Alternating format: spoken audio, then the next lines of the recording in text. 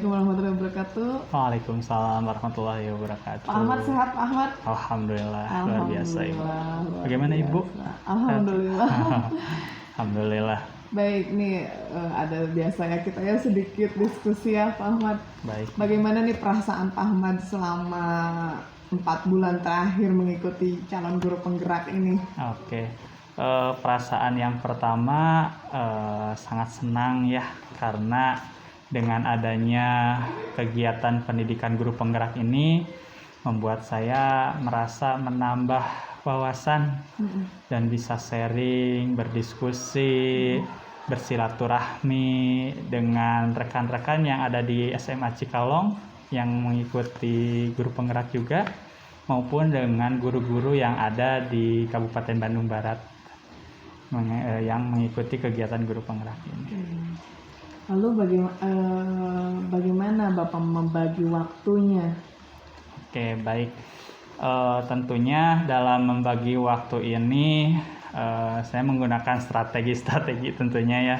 Salah satu strategi yang saya gunakan itu adalah dengan cara menyusun schedule dengan dipampang di dinding, hari ini harus melakukan apa, di waktu ini harus melakukan apa.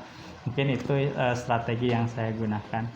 Lebih dirapihkan lagi waktunya. Lebih dirapihkan, lebih tertata ya Pak. Lagi, dari berbeda sama yang pendampingan yang sebelumnya mungkin masih bingung apa yang harus dilakukan, tapi kalau sudah digunakan schedule tersebut, alhamdulillah sudah mulai tertata ya alhamdulillah.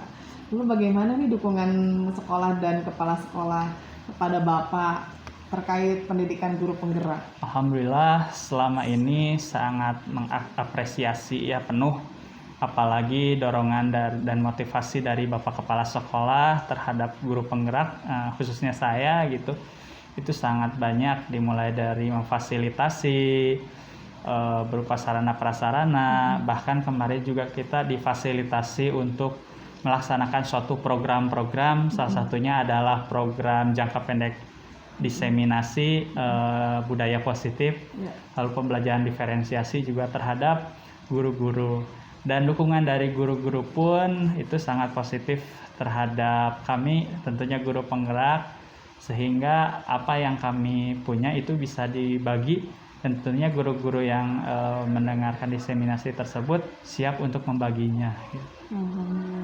Ini apabila ya jika belum baik dukungannya, perlu menanyakan dukungan yang diperlukan. Apa dukungan atau solusi yang Bapak perlukan agar kepala sekolah dan rekan guru lain lebih mendukung Bapak? Oke, baik.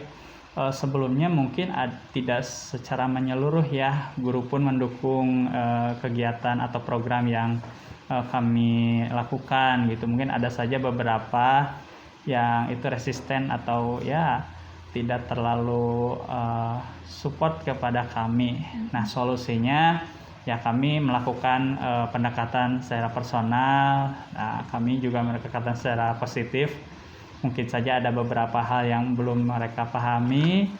Kami senantiasa mencoba untuk berdiskusi dengan guru yang bersangkutan gitu, dan menjelaskan bahwa kegiatan ini adalah kegiatan yang dengan niatan baik gitu. Kami memberikan good report saja, memberikan yang terbaik, walaupun ya mungkin belum ada feedback kepada kami, tapi niatan kami adalah berbagi saja. Insya Allah itu menjadi amal mungkin bagi diri kami atau untuk yang lainnya. Gitu solusi. Nah, dengar-dengar katanya di sekolah Bapak sendiri sudah banyak yang mendaftar calon guru penggerak ya? Alhamdulillah. Saat ini hampir 14 yang mendaftar gitu. Itu pun karena motivasi dari guru-guru penggerak juga yang ada di SMA Negeri 1 Cikalong Wetan kayaknya. Alhamdulillah ya, berarti tersalurkan. Alhamdulillah. Mereka termotivasi ya dengan bergeraknya Pak Ahmad di SMA N1 Cikalong Wetan, mungkin jadi menambah semangat untuk mengikuti ya. Baik, sekarang tentang instrumen 13 tentang praktik dan pembelajaran calon guru penggerak yang telah dilakukan mengenai penerapan disiplin positif di kelas dan perintisan komunitas praktisi ya. ini mendapat umpan balik dari respon yang diterima murid Bapak. Oke, baik. Apa perbaikan yang akan dilakukan mengenai praktik penerapan disiplin positif yang sudah dilakukan Bapak? Baik, pelaksanaan disiplin positif di kelas sejatinya sudah berjalan dengan baik, namun ada saja beberapa dari siswa yang mungkin karena belum memahami secara penuh, itu masih ada saja yang melanggar gitu. Nah, solusi dari hal itu kami senantiasa terus memberikan informasi secara utuh, memberikan pemahaman, memberikan restitusi agar kelompok-kelompok yang mungkin dalam notabene di sini belum memahami itu memahami secara penuh. Baik. Nah, ini jika sudah terbentuk ya, Iya. apa rencana yang akan Bapak lakukan di bulan depan bersama komunitas praktis yang sudah Bapak coba rintis? Oke. Kan kalau dulu perasaan Bapak tuh Sudah. membuat klinik ya. Betul. Nah, bagaimana nih Pak? Nah, kebetulan kami sudah membuat lagi komunitas praktisi ya, selain daripada klinik matematik yang sedang berjalan juga di sini ada yang namanya komunitas guru membagi dan berbagi KMB. Nah, ini adalah salah satu komunitas praktisi yang mungkin sejalan dengan yang kemarin juga klinik matematik ya, agar supaya guru-guru dapat memecahkan suatu permasalahan yang mereka punya gitu. Jadi ketika ada suatu komunitas membagi dan berbagi ini, ketika ada muncul suatu permasalahan, kita mencari solusi bersama, atau bahkan kita bisa berbagi apa ilmu yang kita dapat gitu terhadap guru-guru yang lainnya. Alhamdulillah sudah banyak anggotanya yang mendaftar. Yang digagas mungkin dari guru penggerak SMA Negeri 1 Cengangwetan yang berjumlah 6 ini. Sekarang kurang lebih 20 lebih lah, insyaallah. Mohon doanya saja. Siap, agar berkembang. Ya baik. Nah, ini jika belum berhasil ya, strategi apa saja yang akan dilakukan Bapak untuk segera memulai komunitas praktis di lingkungan sekolah Bapak? Baik, kami sudah membuat, namun masih dalam tahap perkembangan gitu. Strategi yang kami gunakan sama, yaitu pendekatan secara personal, karena kami juga belajar kemarin tentang coaching. Coaching itu kan menerima suatu permasalahan dari rekan-rekan, mungkin saja ada rekan-rekan yang mempunyai suatu permasalahan, kita coba dengarkan, kita coba untuk menggali lebih dalam suatu permasalahan tersebut, dan ini bisa menjadi best practice mungkin bagi rekan-rekan yang lainnya, dan ini juga masuk kepada komunitas membagi dan berbagi ini gitu. Jadi komunitas ini bisa dirasakan oleh setiap komponen stakeholder yang ada di sekolah. Itu tidak terbatas kepada guru, bahkan tenaga pendidik juga ketika ada timbul satu permasalahan, dan kita bisa carikan solusi yang terbaik. Baik. Wow, keren. Nah, sekarang tujuannya tentang praktik pemetaan kebutuhan belajar murid dan pembelajaran berdiferensiasi pada modul 2.1 ya. Bagaimana nih praktik pemetaan kebutuhan belajar murid yang sudah Bapak pelajari dari modul 2.1? Ya, tentu saja ini menjadi suatu pertanyaan umum berkaitan dengan bagaimana sih memetakannya gitu. Sampai saat ini pemetaannya itu adalah berdasarkan dengan apa yang mereka inginkan gitu, sesuaikan dengan minat dan bakat yang siswa itu inginkan gitu. Kita bagaimanapun caranya kita harus bisa memfasilitasi agar si minat dan bakat anak itu berkembang. Nah, strateginya macam-macam ya, tergantung dengan apa yang dikehendaki oleh siswa tersebut. Kita harus pandai-pandai juga untuk merangkai strategi-strategi yang jitu khususnya, dan memberikan kesempatan anak. Kadang strategi jitu itu muncul dari anak juga gitu.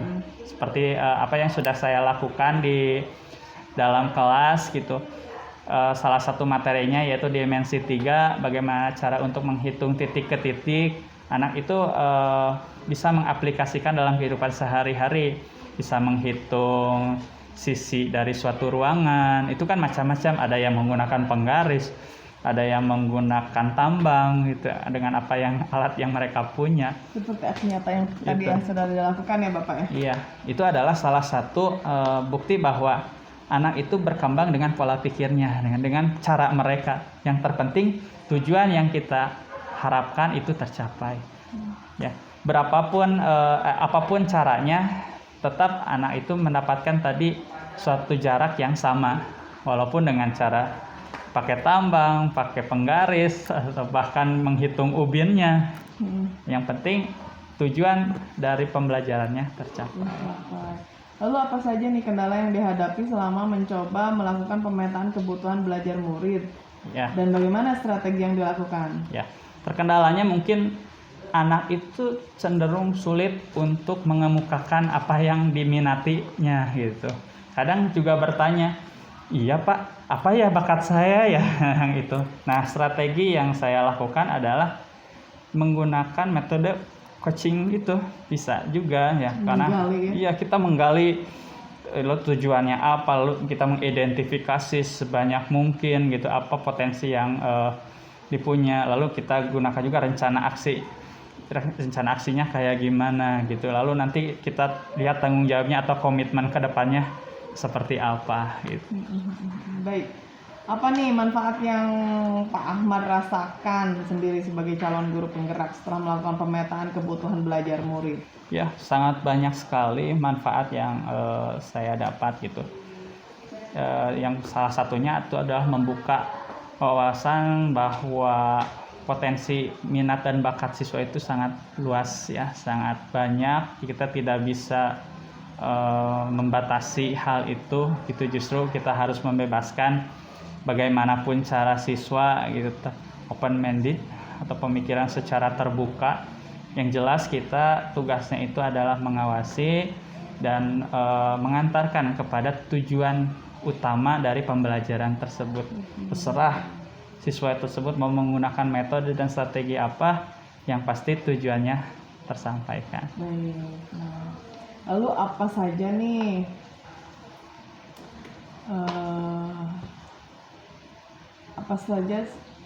strategi yang tadi ya, strategi diferensiasi yang sudah Bapak terapkan di kelas sesuai dengan diferensiasi yang tadi ada 3 itu kan ya. Betul. Konten, produk, dan konten, proses, dan produk ya. Iya. Gimana Pak? Ya, secara jelasnya saya menitik beratkan itu kepada yang namanya proses kalau khusus untuk matematika ya. Karena proses di sini adalah bagaimana cara siswa untuk membuat suatu tujuan itu dapat ya. Seperti ini, misalnya saya tujuannya itu mendapatkan uang 10.000. Kita tidak bisa membatasi bahwa anak harus membawa uang 10.000. Bisa saja anak membawa 2.000, ada 5, 1.000-annya 10 ya. Tapi ingat, ketika anak menjawab 2.500, 2.504 itu tidak bisa, karena tidak akan ada uang sejumlah 2.500 secara utuh gitu. Nah, itu juga yang harus kita pahami kepada anak, bahwa semua strategi bisa digunakan, tapi ada salah satu strategi yang ada saja yang tidak bisa kita gunakan juga gitu. Jadi tujuan kita itu sebagai fasilitator, sebagai pendamping, itu adalah meluruskan sesuatu yang belum tepat gitu. Jadi di sini saya menitik beratkan itu terhadap proses. Bagaimana dengan produk? Ya, tentu saja produknya juga bisa diferensi atau berbeda ya. Namun tetap dalam tujuannya itu mencakup pada pembelajaran yang dimana tujuan itu bisa tercapai. Walaupun hasilnya itu berbeda-beda, seperti mungkin dalam materi dimensi 3. Bagaimana cara anak membuat atau mencontohkan tentang bangun ruang. Ada yang membuatnya dari besi, ada yang membawa bola, ada produknya itu ada juga yang membawa korek api. Pak, ini bentuk dari dimensi 3. Pak, ini bentuk dimensi 3, dia bawa bola. Ada juga yang bawa tabung gitu, celengan itu yang bentuknya tabung. Nah, itu adalah salah satu produk dari bangun ruang gitu. Kalau nggak salah yang tadi Pak Ahmad aksi nyata itu dimensi 3 juga Dimensi ya? 3. Iya. Itu menghitung di sebuah titik ke titik. Oh, menghitung sebuah titik ke titik, ya. Lalu bagaimana nih tanggapan atau perubahan yang terlihat pada murid setelah Bapak menerapkan strategi diferensiasi tersebut? Ya, anak menjadi lebih terbuka, anak jadi kreatif karena kita memberikan keleluasaan tersebut. Pak, boleh menggunakan ini? Silahkan. Pak, saya mah senangnya ini, ya silahkan. Gitu. Pak, saya mau menggunakan tali pramuka, ya silahkan. Selama tujuannya itu ada tercapai. Baik, lalu apa nih rencana yang akan dilakukan untuk perbaikan penerapan pembelajaran diferensiasi di kelas Bapak?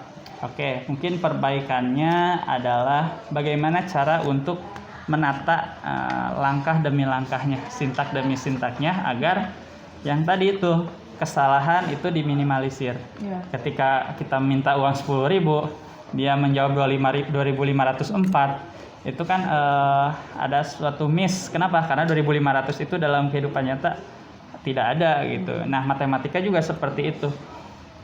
Salah satu contoh yang lain adalah ketika anak itu, Pak, saya berenang di dalam dimensi 3 yang bentuknya adalah prisma gitu. Seumur-umur saya belum pernah lihat gitu kolam renang yang bentuknya prisma gitu, yang bentuknya segitiga gitu. Nah, itu kita melakukan strategi pemindahan mindset bahwa apa yang kita lakukan ini harus pada kontekstual gitu, nyata, ada di dalam kehidupan sehari-hari gitu. Kalau bentuknya balok, oke. Bentuknya kubus, oke, kita temui. Tapi kalau misalnya bentuknya prisma, itu belum pernah kita lihat gitu, dan itu tidak kontekstual. Mungkin strateginya memberikan pemahaman yang lebih terhadap wawasan tersebut. Baik, nah, baik, terima kasih nih Pak Ahmad ya. Nah, baik, sekarang terakhir nih ya, ada refleksi antara Bapak dan saya. Ya. Setelah Bapak melewati 4 bulan pendampingan, apa saja nih hal yang membuat Bapak bangga pada diri Bapak sejauh menjalani program PGP ini? Alhamdulillah ya, yang pertama saya menjadi lebih pede untuk tampil di depan. Lalu yang kedua lebih tertata dalam urusan waktu gitu. Yang dulu asalnya ya udahlah gitu, tapi kan karena ada kegiatan ini saya menata waktu, jam segini harus ini, jam segini harus ini, segini. Tertata seperti itu. Yang ketiga juga bangganya bisa menyelesaikan tugas-tugas yang begitu banyak. Alhamdulillah. Sudah tertawa semuanya. Bapak sehat Bapak. Alhamdulillah. Alhamdulillah. Ini lagi wawancara? Iya. Apa-apa udah ya. Dah, tinggal terakhir. Baik. Sejauh apa nih pendampingan saat ini membantu Bapak mengimplementasikan pembelajaran luring kita ya? Iya. Luring, daring. Hal-hal apa saja yang perlu diperbaiki untuk ke depannya? Oke, pendampingannya sudah luar biasa. Tinggal mungkin hanya perbaikannya adalah dari segi waktu mungkin ya Bu ya. Itu yang harus dibuat, mungkin karena saya juga schedule-nya karena padat ya Bu ya. Di sini ya. Betul, jadi dimohon untuk waktunya untuk diinformasikan minimal ya. Nggak mendadak, misalnya besok ada ini gitu kan, kaget juga ya kalau misalnya seperti itu. Ya itu juga. Memang kemarin mendadak ya? Kalau entahlah, karena mungkin saya terlalu banyak kegiatannya Bu. Iya. Jadi kadang HP juga di mana gitu lagi kegiatan itu sih Bu ya, dari segi waktunya saja gitu. Itu sih lebih kepada diri saya untuk bagaimana untuk mempersiapkannya. Itu aja Bu. Mudah-mudahan kedepannya lebih sinkron agar bisa menyesuaikan waktu Bapak dan saya ya. Iya. Terima kasih Pak Ahmad ya sudah meluangkan Sama-sama, waktu. Ibu. Assalamualaikum warahmatullahi wabarakatuh. Waalaikumsalam warahmatullahi wabarakatuh.